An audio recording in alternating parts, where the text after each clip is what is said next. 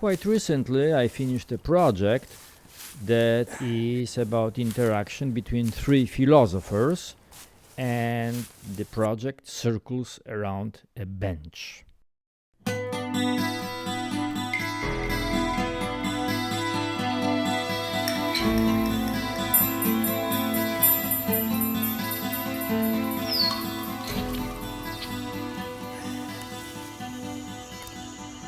Well, winter is coming.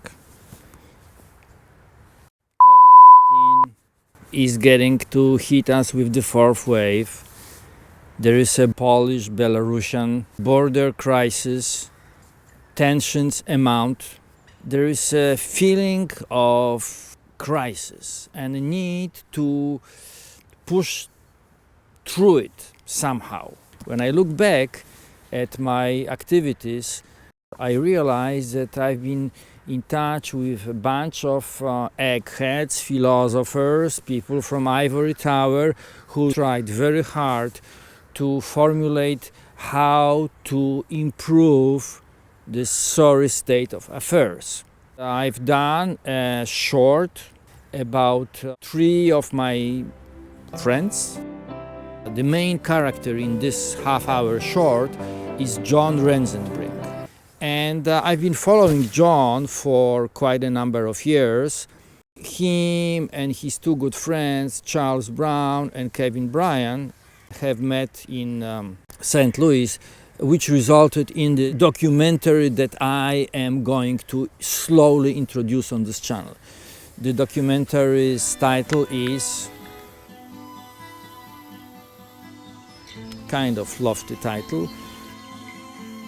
But hey, I've done previously something that was called Phenomenology of Truth, and somehow it worked. So I boldly follow this kind of approach to titling.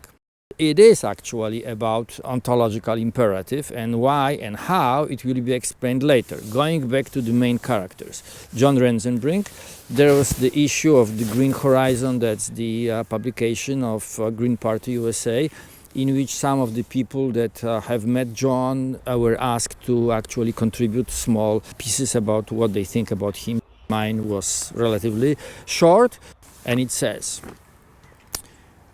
when I think about John Rensenbrink, what strikes me most is the courage of his convictions.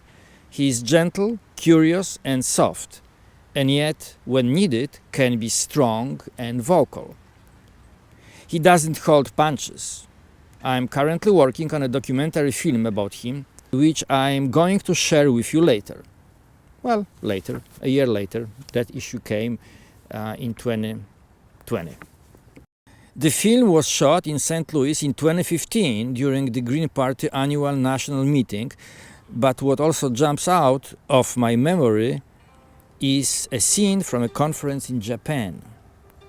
Together with a group of conference participants, we were sightseeing and casually discussing things.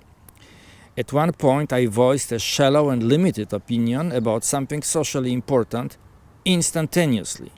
I felt a rather strong whack on my shoulder. Surprised, I stopped and turned toward John. He was agitated.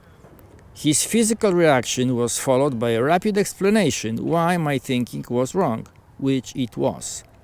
That's John, a friend who doesn't mince words, a constant teacher in small and big. Thank you, John, for your guidance. So here is John. Two other gentlemen who appear in the ontological imperative are Brien. Brien is a very colorful and extraordinary fellow, and I actually quarrel with him quite a lot because he follows this very risky path of trying to bridge the best in Buddha and the best in Karl Marx. He has his way of explaining why he does what he does, and he looks for some humanistic approaches, but for me, coming from Eastern Europe, which I don't hide from him, is unacceptable. And then the third fellow, Charles Brown, whom I made a subject of a larger documentary, Charlie and the Common Good. We'll stay tuned on that project. For now, let's stick with the ontological imperative.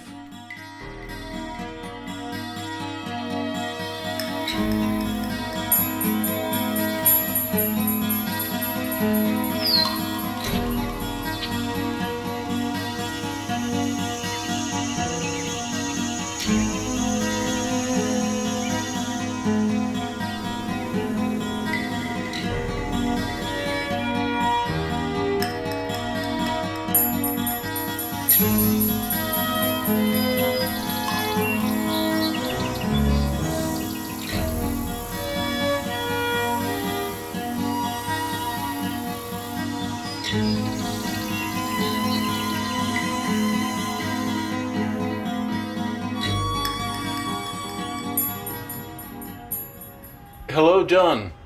Charlie here. John, I'm going to put you on speakerphone, okay?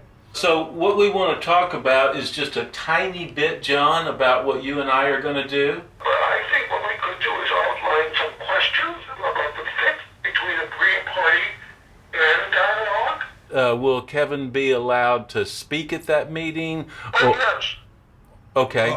Good. Okay, terrific. Absolutely. And my understanding, John, that you and Charlie would kind of formulate some questions beforehand and then share them among ourselves, that is before we go to St. Louis for the convention?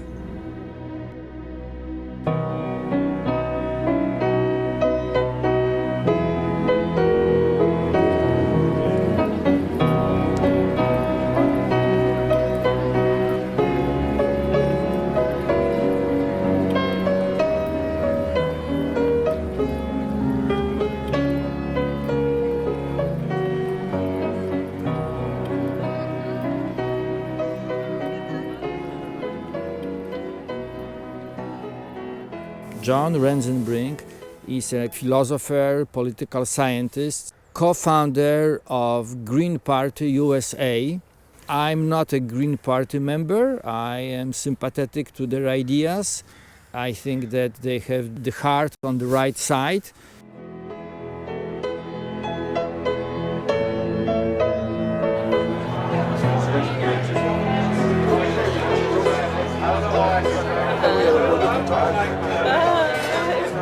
Thank you so much. Maybe I'll vote for you. Really So great. Thank you. We can get to matching funds in every state. We can actually fund a real, on-the-ground, powerful grassroots campaign. The status quo party. It's a status quo party. It's a campaign we largely agree What with. did We Martin have Luther stuff in King common say? with them. You can't defeat the master by using the master's tools. Well said. You can't defeat the master by using the master's tools, which is what Bernie Sanders is doing, is what all those guys have done. And we're breaking that mold. We always have been sort of hangdog in a way, Yes. sort of protesting, but we're beyond protesting. We are affirming. Close. This chair can go to... Yo. On with the Green Party. No, louder. Louder! As you know, this is Charles Brown. He's from Emporia University in Emporia, Kansas. There's a certain part of ourselves that are deeply individualistic, and we don't want to eliminate that in favor of community. And there's a big part of us that are inherently communal, cooperative, and live and work together. What I'm against is privileging one part of that over the other. Charles, seriously, you want me to help form a chapter of the Green Party? That is ridiculous. They have just organized a Green Party of Kansas, so let's hear it for the Green Party of Kansas. Woo-hoo! So he and I are going to talk about electoral politics and dialogue. And Charlie's going to go first. I want to start by quoting and then commenting on a well-known Lawrence Ferlinghetti poem. I am waiting for someone to really discover America. I am perpetually awaiting a rebirth of wonder. Now, my comment is that I am waiting to be inspired by a political party. And after attending this morning's general session, I'm moving in the direction of being inspired by a political party. That's why dialogue is so crucial. Yeah, and to bring out that that's the thing that is lacking, you know. Yeah. That we. But the question is, why is it lacking? Because because the people who participate in it are supposed to be doing it. In the real world, they get carried away with their own need. Okay, but we have 2,000, 3,000 years, 4,000 years of history behind that, you know. I know. You know, our tribe, you know, our group, you know. So if they can begin to understand that their real power is going to involve coalitions with other movements, the collective power. Well, that's great, because the word power to me is very contributing to consciousness of commonality. The commonality is the key concept here that strikes my interest, and that's why I put together the project, because I think that we have to start somewhere. And even though previously the attempts to formulate common ground that could unite all of us didn't really work wide enough, the only possibility for us to move forward is to keep pressing on theoretical and practical grounds as well.